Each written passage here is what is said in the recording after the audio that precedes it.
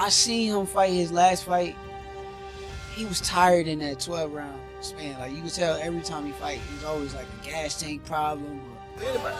But Tank was never animal too. So it's a great fight. Everybody want to see it. You can't just look at it and say, oh, he gonna win. Oh, he gonna no. Going there and he's very obedient to Tank's power. And Lamont wasn't there. Lamont wasn't having it. Shakur Stevenson warns Lamont Roach against a rematch with Gervonta Tank Davis, calling Davis the greatest with unmatched power. He says Tank is crushing opponents and won't give Roach another lucky shot, with Davis looking stronger than ever. Shakur urges Roach to think twice or face brutal consequences. I think it'll be a chess match. I think it'll be a boxing match. People talk about his power. His power is great. You can clearly tell that he's cracking. Shakur Stevenson admits a potential fight with Gervonta Davis would be his toughest test. He acknowledges Davis's power, skill, and unpredictability, calling him a real threat.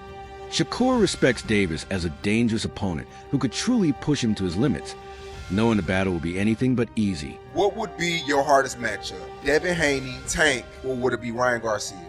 God, Ryan, just X him out. He's trash. It's gonna be Tank. I ain't say it before, but I'm gonna say it like we on the big fight. Gervonta Tank.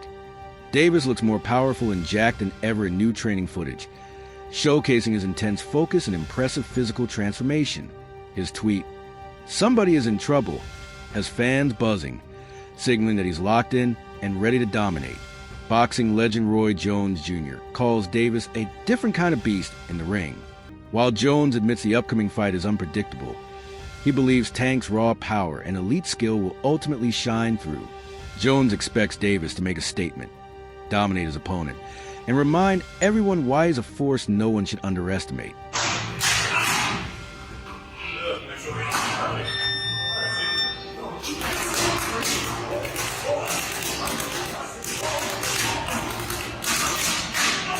Gervonta Davis has recently partnered with a new coach, signaling a fresh and more serious approach as he gears up for his upcoming rematch. This shift marks a departure from his usual routine, focusing on refining fundamentals and boosting stamina. His training now appears more structured and disciplined. Observers have noted Davis's renewed commitment and intensity in the gym, suggesting he fully understands what's at stake. The changes reflect a fighter determined to evolve and do whatever it takes to win. Saturday night, Gervonta Davis versus Lamont Roach. What are we expecting from this fight? Well, we expect Gervonta to just continue to show us his dominance and show us who he really is. It's been a coming out party for Roach, but we kind of haven't seen him a lot. So he gets to show people where he is too. And usually when you get two guys who are boxers and amateurs, it's going to equate to a good fight for the first 2 rounds. And then in the pro round, they're going to find out has Roach adjusted to being a pro yet, or it takes too superior as a pro. That's where the difference will come in. Roach is coming up on weight. That, a lot of people keep on saying that's a very big disadvantage for Roach. His power might not transfer to to this weight class. What do you got to say about that to the critics? Well, I ain't really got nothing to say to the critics because most of the time they don't know the hell they talking about no way, but I was able to carry my weight from 154 to heavyweight. You know how to do it right, your weight, your punch will come. You don't know how to do it right, then yes, you're going to lose your punch. So if he's a good, fundamentally sound fighter with a punch, you have a punch at 130, so they're going to punch at 140. If he's not really fundamentally that sound, then he won't. Somebody Tank will jump around, Tank walk between 130 and 140, whatever way he wants to. Why? Because he's a great fundamental puncher. So his punch going to be the same no matter what way you got on. If you are fundamentally sound, that don't matter. But if you're not fundamentally sound, yeah, when you look away, you're going to lose your punch. That's exactly what what I thought you would say. Like, breaking that down and making understand that 130, 135 to 140, I mean, you got to carry that power with you, and how are you going to find it? You got fundamentals, you're going to carry it automatically.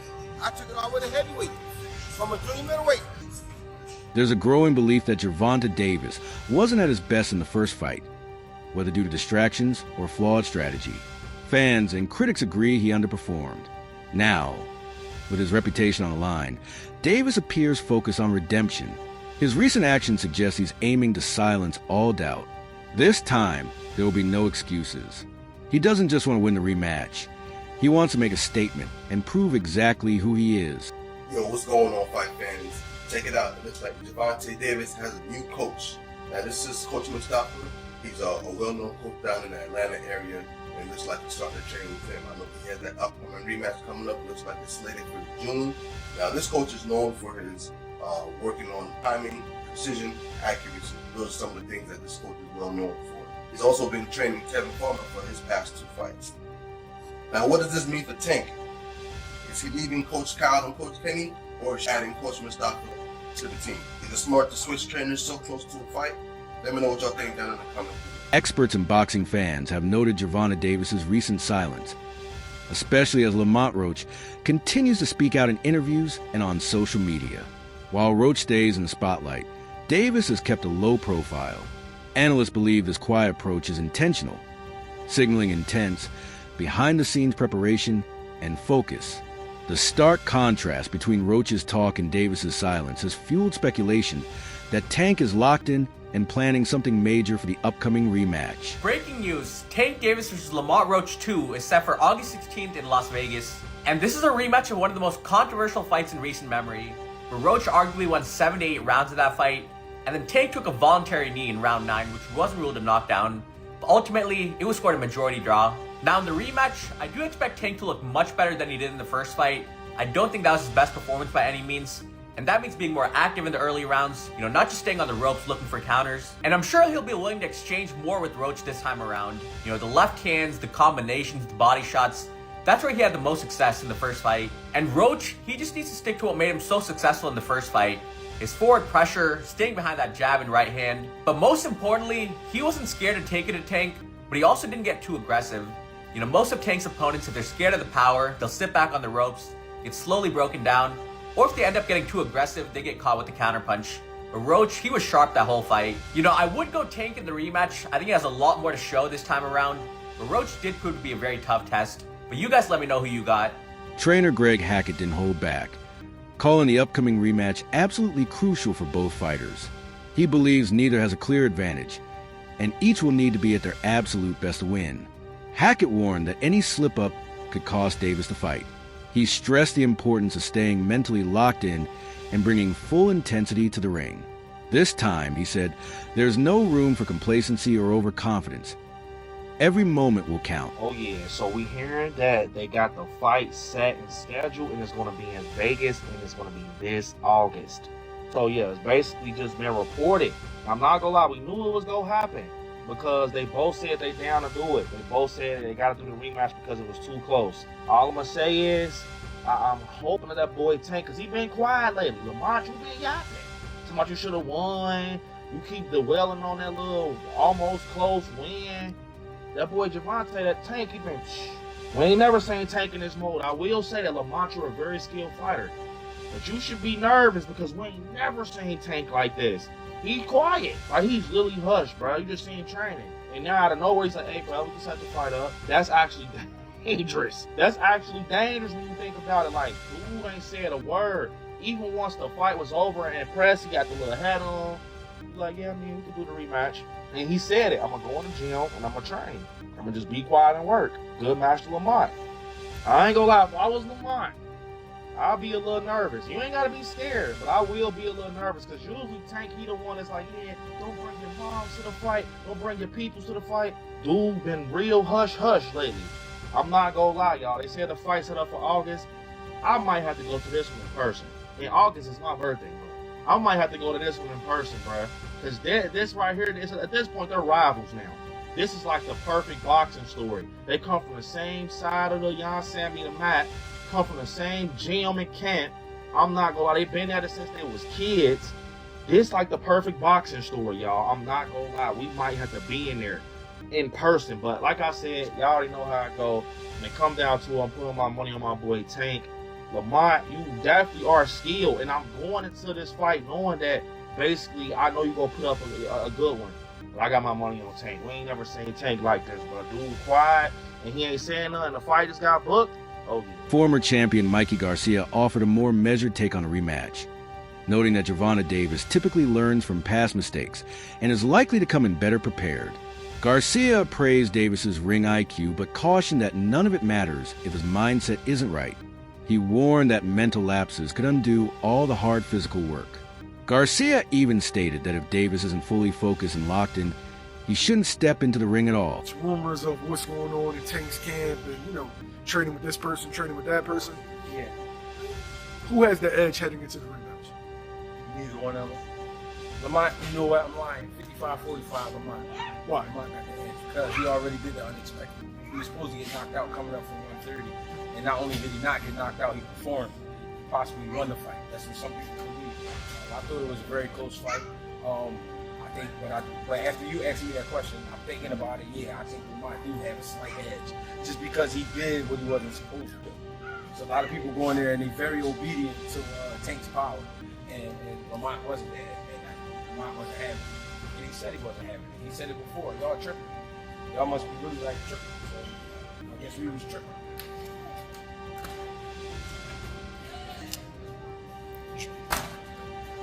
Could we see the most focused Gervonta Davis after him getting so much backlash for the performance, for the taking a knee, etc.? This would be the night we have to. We have to see the most focused. Because if he's not the most focused, then he won't be in trouble. It's just that simple. This is the night you gotta be not on your A game. You gotta be on your everything game. You know what I'm saying? You gotta have everything with you that night. You can't play about it. You gotta mean it. Every step gotta be counted for. And he know that. So I'm looking for this just to be a great fight. Great fight. Kenny Ellis, a longtime member of Davis's coaching team, weighed in on Roach's intense training videos. While acknowledging Roach's hard work, Ellis stressed that gym performance and real fight endurance are very different. He emphasized that Davis's fights go beyond conditioning. They're about absorbing punches, staying calm under pressure, and having the will to win. To Ellis, heart and determination matter far more than just practice or physical preparation. Hopefully, I think Tank wins in the rematch. Why? I think he'll make the right adjustments and he won't take too long to fight. He kind of gave a lot of the round away sometimes. I think he'll be more active and he'll win. But big props to Roach for his last fight and performance. Fuck, suppressed everybody. Right. I think he was robbed from the victory. Again, that knockdown should have been a knockdown. Right. But whatever, he gets a rematch, you know. And maybe they get a third fight, you know, after that. Who knows? Maybe it turns the markets back out. Maybe it turns out to be another great fucking matchup, and they say, you know what, let's run it back. Right. And maybe that controversy from the first fight actually helps Roach fucking get 3 fights out of it instead of just the one, or you know, you never know. So hey, things happen for a reason, and I think he did really well in his first one. Hopefully he puts on a great fight, even if he were to lose, but in a great fight. Shit, he'll get a third fight. Right. You know? Mikey, what do you make of him saying he wants to go to therapy to fix his mental health, but not yet because he doesn't want to get fixed yet because he needs that edge? I'm not a psychiatrist, bro. I don't know. Everybody's a little different. What I got to say is if you're dealing with any mental health, it seems to be a very common thing. I mean, if you don't feel that you're 100% dedicated or 100% capable of blocking out, you know, personal life issues or whatever to get in the ring, then don't get in the ring. Don't get in the ring. Now, if you're, it seems like a lot of fighters if you're are going through stuff and they get in the if ring. you're going through stuff and you feel like maybe it's helping, like he says, maybe it's helping him do it.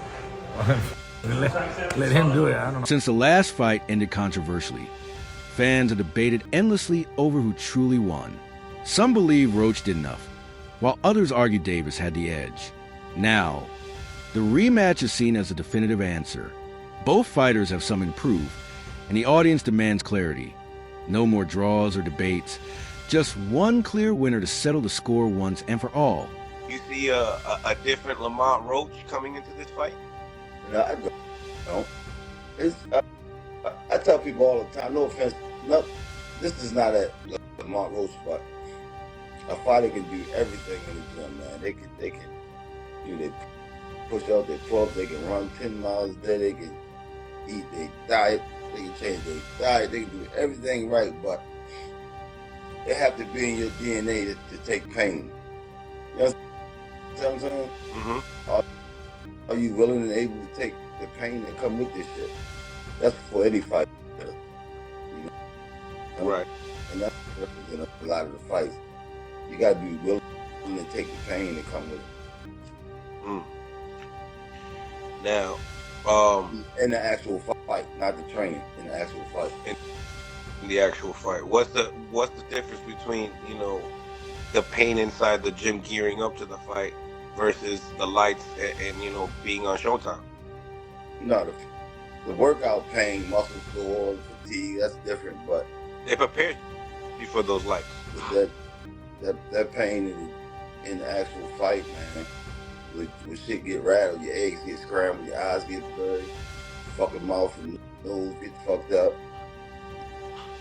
A little bit of everything. Body shots. You just gotta be willing to take the pain that come with it. Getting your equilibrium every other round. The pressure is even greater this time for Gervonta Davis.